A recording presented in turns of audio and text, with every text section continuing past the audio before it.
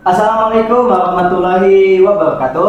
Waalaikumsalam warahmatullahi wabarakatuh. Halo, sapa sobat, salam komunikasi. Bagaimana kabarnya hari ini? Alhamdulillah baik. Berhubung kita kedatangan tamu istimewa yang insya Allah yang mengisi podcast ngopi ya, ngobrol santai sama KPI ya. Kita kedatangan tamu istimewa yang sangat melibatkan, sangat berpengaruh yang di sekitaran kampus lah, yaitu ketua dari Majelis Permusyawaratan Mahasiswa, Bang Hafiz sama Bang Ahas. Selamat datang Bang. Ya, Alhamdulillah kabarnya sehat ya Bang. alhamdulillah sehat. Secara pandangan ketua sama anggota ya, wakil dari Majelis Permusyawaratan Mahasiswa ini kayak sangatlah berpengaruh di dalam suatu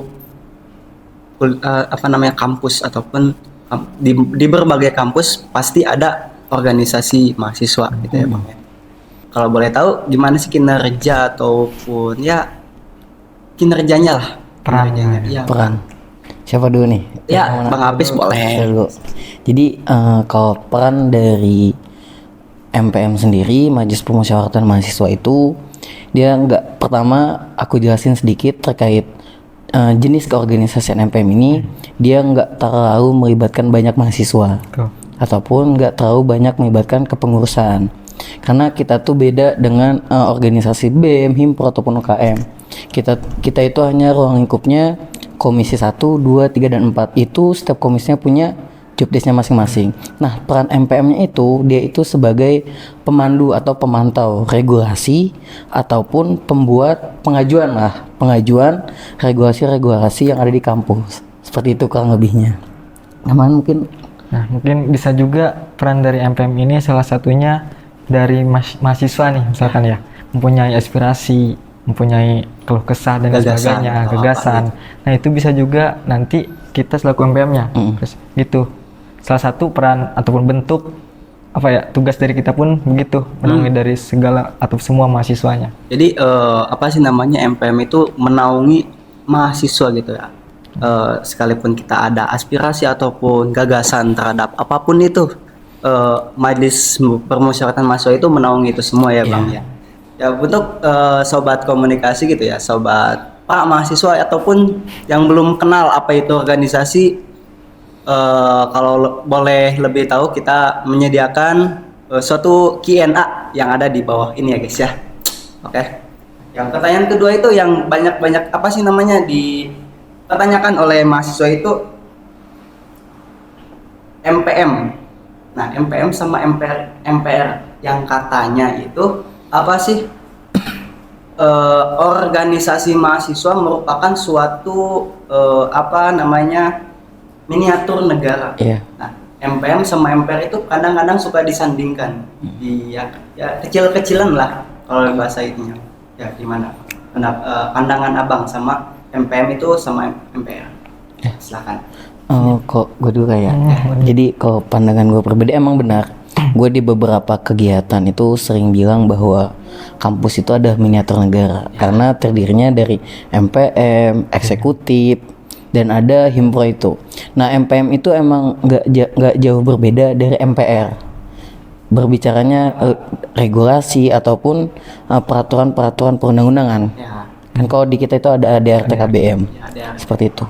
Nah, cuman di setiap kampus itu biasanya ada MPM, DPM, dan juga BEM. Dan berhubung di IUK itu DPM-nya belum ada, makanya MPM itu fokusnya kepada yudikatif dan juga legislatif. Jadi kedua hal tersebut sebenarnya harusnya ada trias politika sebenarnya. Trias politika sebenarnya kita MPM, BEM, dan juga DPM. Seperti itu. Kalau di tatanan kenegaraannya MPR, Presiden, dan juga DPR. Gitu sih. Berarti kecil-kecilan gitu ya, kita sebagai mahasiswa itu mengenal suatu politik. Yang emang mana politik itu bukan hanya dari jabatan saja. Politik itu kan luas gitu. Jadi belajar kecil-kecilan. Tapi kenapa sih Abang sangat antusias gitu ya. Dilihat dari latar belakang abang gitu, Bang Apis, Bang Pahas gitu, yang sebelumnya ikut BEM, ikut Himpro dulu, ya emang benar-benar nyampe sampai ke puncak ini loh, nyampe ke MPM. Kayaknya tahun besok juga jadi dekan. Terlalu jauh itu kan. Terlalu jauh. Ya kan siapa tahu yang pertamanya antusias, jadi banget antusias gitu, antusias. Ingin banget mengejar karir gitu. Iya. Berapa tuh kira-kira? Oke. Dulu lah. Dulu ya. Iya. Saya sok Bang Pahas. Kita. Mungkin menurut aku ya, pengalaman aja ya mungkin ya. Pengalaman. Ya, jadi guna ataupun salah satu fungsi kita kuliah juga menurutku salah satunya dari organisasi. Perbedaan bisa kita dilihat gitu kan, bisa lihat nanti ketika yang tadinya kita sekolah doang gitu kan, sama di kampus. Sangat rugi menurut saya ya. Apa itu ketika kita di kampus tidak mengikuti organisasi juga, karena di dalamnya pun banyak sekali pengalaman berharga gitu kan. Salah satunya kan ketika kita ingin berorganisasi, kita banyak belajar di dalamnya. Jadi ya ikuti aturannya, nanti di situ baru kita mendapatkan apa yang akan kita dapatkan gitu. Maka intinya masuklah kampus dulu aja, jangan lupa, jangan kupu-kupu gitu kan. Ikuti organisasi, jangan kuliah pulang. Tapi nih Bang, saya mendengar rumor-rumor dari mahasiswa yang ya emang katanya kuliah pulang ataupun kan ada tuh kupu-kupu, ada kura-kura, ada kumang-kumang, ada kunang-kunang. Kenapa sih capek-capek, mending kuliah balik, kalau nggak langsung apa gitu nyari kegiatan gitu atau apa. Sebenarnya untuk itu pilihan sih, ingin ikut organisasi atau enggak itu pilihan. Cuman di organisasi setidaknya kita belajar tentang manajemen. Kalau aku pribadi itu yang diambil, karena manajemen, kalau dalam ilmu manajemen itu kita nggak bakal jauh dari planning, organizing, actuating, and controlling. Setidaknya untuk memanajemen waktu, manajemen suatu kegiatan itu diajarkan di organisasi. Itu pilihan. Dan biasanya orang yang ikut organisasi dengan yang tidak ikut organisasi itu ada pembeda di kelasnya. Banget. Dari segi dia menyampaikan argumentasinya, dari segi dia mengkritiknya, itu menjadi pembeda seperti itu. Dan juga menurut aku pribadi ya, ketika kita berorganisasi, kita itu bisa setidaknya membaca masa depan kita tuh mau jadi apa. Jadi nggak ada lagi tuh yang namanya kuliah salah ngambil jurusan. Seperti itu, karena gini, organisasi itu nggak pernah menjamin masa depan kita. Tapi hari ini kita mau ngapain kan? Nggak pernah menjamin. Cuman setidaknya organisasi bisa membuka kacamata kita terkait mempersiapkan masa depan kita. Itu sih. Tapi emang kayak mumet gak sih kalau misalnya kuliah balik ya mending gak usah kuliah. Gitu. Iya kan, sekarang banyak banget Bang, apa sih namanya, ijazah tinggal beli. Iya, ijazah S1, S2 tinggal beli, ya kan. Skripsi joki ya. Skripsi joki. Iya, kalau misalnya dihitung-hitung gitu ya, buat kalian yang masih mempertimbangkan apa itu kuliah, apa itu mahasiswa gitu ya, apa itu organisasi. Ya kan kalian juga sebelum masuk kuliah, pasca sekolah juga ada yang namanya OSIS kan. Nah, OSIS juga kan menaungi itu sendiri. Ya kan Bang? OSIS ya kan, sebelum kita masuk ke kampus, sebelum kita masuk organisasi mahasiswa yang ada di kampus, kita kan sebelumnya ikut OSIS dulu. Tapi kalau saya pribadi sih enggak. Sama. Iya sama. Gak ada OSIS soalnya. Bukan gak ada OSIS, sekolahnya bubar. Kacau. Iya, bercanda. Jadi emang nggak ada sih, anak nggak ikutan sama sekali OSIS apa itu. Makanya saya kuliah ya, dikit-dikit lah ikut apa sih namanya organisasi. Ya untuk selanjutnya gitu ya, kalau boleh tahu nih Bang, untuk apa sih namanya sejarah. Ini sejarah tapi gak usah panjang-panjang, yang penting singkat, padat, dan gak jelas. Jelas. Gak jelas. Jelas maksudnya. Sejarah di baliknya organisasi mahasiswa. Semua kampus pasti ada organisasi mahasiswanya dong. Nah, di Ayuki ini kapan sih timbulnya, luncurnya atau lahirnya organisasi mahasiswa? Nah, kalau seingatku ya, karena aku juga kan masuk Ayuki itu pada tahun 2021. Jadi lahirnya organisasi di kampus ini tuh setauku pertamanya dari BEM, Badan Eksekutif Mahasiswa. Nah, presiden pertamanya itu Helmi Puadi. Nah, baru di tahun keduanya ada MPM lahir. Ya, tahun kedua atau tahun ketiga ya? Tahun ketiga berarti MPM lahir tuh. Tahun pertama Helmi, tahun kedua itu ada Suhada Akbar, yang ketiganya Rodil Adi. Nah, baru di situ ada MPM, seingatku. Nah, itu tuh langsung ketuanya itu Didin Hafiduddin. Iya, Bang Didin. Iya, Bang Didin, wakilnya Teguh Kurniawan.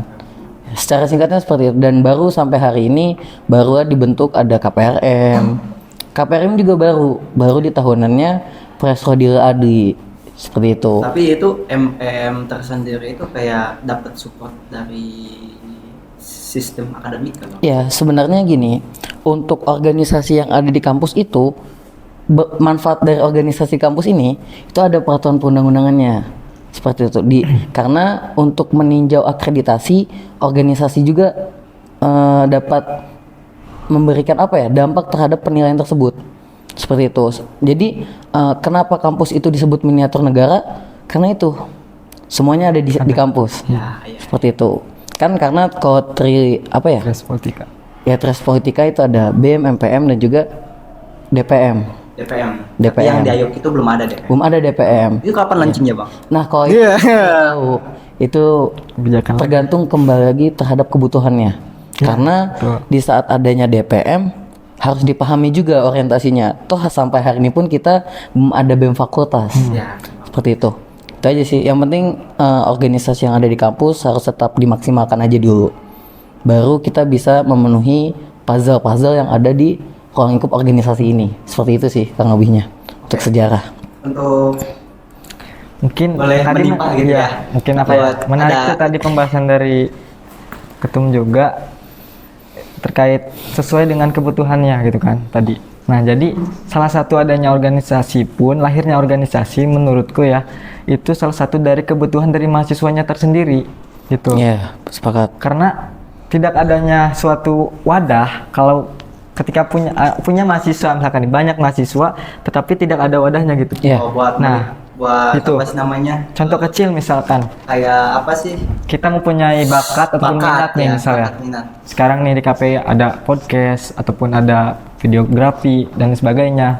Nah, itu ketika tidak ada wadahnya, tidak ada organisasinya, mungkin kita mau kemana gitu kan. Makanya bisa lahirnya organisasi itu menurutku sesuai dengan kebutuhan si mahasiswa ataupun yang di dalamnya gitu sih.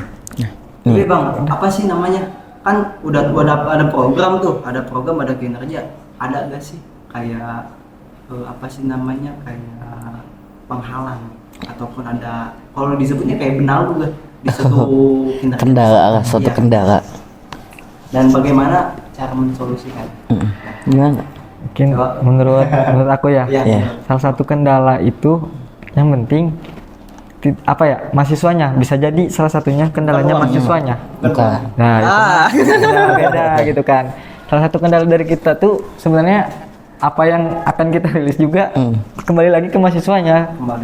Percuma nih kalau kita misalkan membuat haluan organisasi juga gitu kan, ketika mahasiswanya ataupun si organisasinya itu tidak makai ataupun tidak bisa kontribusi sama kita, itu salah satu tantangan juga buat kita gitu kan, salah satu hambatan sebenarnya. Makanya mungkin solusinya kita bisa komunikasi lagi, balik lagi ke komunikasi ataupun kita saling transparansi, ngobrol dan sebagainya gitu kan, untuk memajukan nanti buat kedepannya gitu sih. Oh ya guys, sebelumnya kita mau ada sedikit cemilan gitu ya, barangkali kalau kalian nonton tapi mumet diam gitu, tapi nggak sambil. Nah, di sini kita menyediakan basreng gitu ya, basreng impor buat nyemil dikit-dikit sambil nonton drakor. Siap, makanannya, boleh minumannya boleh diminum. Minum dulu kali ya? Nggak mau makan. Apa-apa. Ya. Produk Himpro. Ya, barangkali teman-teman semuanya yang ingin membeli cemilan itu ya boleh dicek di keranjang kuning di bawah ya guys ya. Ini bentuknya PO atau udah tersedia? Udah tersedia. Oh, berarti tinggal kontak aja berarti ya? Ya, kontak tinggal TF. Iyalah. Iya TF. Yang penting TF. Kalau nggak bisa TF ya bisa kita COD COD bisa. ini rasanya. variannya ada apa aja nih? Ada yang pedas sama yang apa sih yang garing Gurih, Yang gurih. gurih. Iya. Oh, yang suka pedas boleh, ada yang pedas Ya, juga. betul. Intro KPI ya. Oke, next selanjutnya yaitu sesi tanya jawab. Oke, barangkali ada yang mau bertanya silakan pada audiens ataupun yang menonton podcast hari ini bisa di apa namanya ditulis di kolom komentar aja. Oke, buat audiens silakan. Ya, silakan Kakak. Izin bertanya ya, Ya, apa saja tantangan yang sering dihadapi MPM dalam menjalani tugas? apa saja tantangan? Sebenarnya langsung dijawab nih kita. Langsung. Boleh langsung jawab. Langsung jawab aja kali ya. Tantangannya sebenarnya banyak apa ya? Dinamika organisasi itu banyak. Kali punya ya. Iya, kayak hari ini kan Dramatis apa iya, gimana gitu. iya. Hari ini kan kayak aku sendiri bersentuhan langsung dengan MPM itu bersentuhannya langsung dengan BEM, Badan Eksekutif Mahasiswa. Dan BEM ini menaungi seluruh organisasi yang ada di bawah. Paling itu kadang sering perbedaan pendapat dengan presmanya, wapresmanya. Ya, walaupun hari ini karena ini kita sama-sama punya ego center sendiri. Gitu. Cuman hari ini tujuan kita tetap untuk Ayuki, ya kita menerima hasil diskusi itu. Gitu. Paling tantangannya itu perbedaan argumentasi, terus juga dengan teman seangkatan. Seperti itu sih tantangannya. Dan juga mungkin beberapa kali kita mendapatkan kritikan-kritikan lah dari mahasiswa seperti itu. Karena nggak begitu banyak mahasiswa tuh yang paham alur kerja dari MPM sendiri. Oke, mungkin Media. bagi penonton gitu ya, penonton setia kita, jangan lupa sudut pandang organisasi tergantung dari kacamata kita. Iya. Bagaimanapun organisasi itu baik, tidak ada yang buruk. Organisasi itu mencontohkan, membimbing kita, mewadahi kita apa yang kita minat ataupun bakat kita gitu. Ya, Jadi jangan semena-mena Anda menyalahkan gitu ya. Jangan semena-mena Anda menyalahkan organisasi itu buruk atau apa, jangan. Tapi bagaimana sudut pandang kita. Oke? oke. Untuk selanjutnya ya terima kasih ya buat Siap. abang-abang, Iya. Ya, mantap.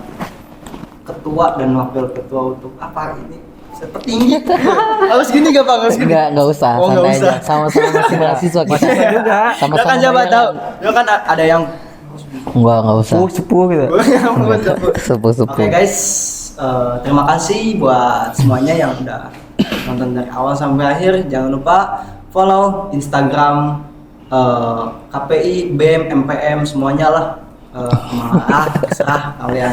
Yang penting yang ada di sini. Oke, saya Muhammad Faturudin Nurain undur diri dan terima kasih buat Bang Hafiz, Siap. Ketua dan Bang Pas dan Wakil Ketua telah menghadiri podcast kami. Semangat. Siap. Makasih, sekian. Assalamualaikum warahmatullahi wabarakatuh. Waalaikumsalam warahmatullahi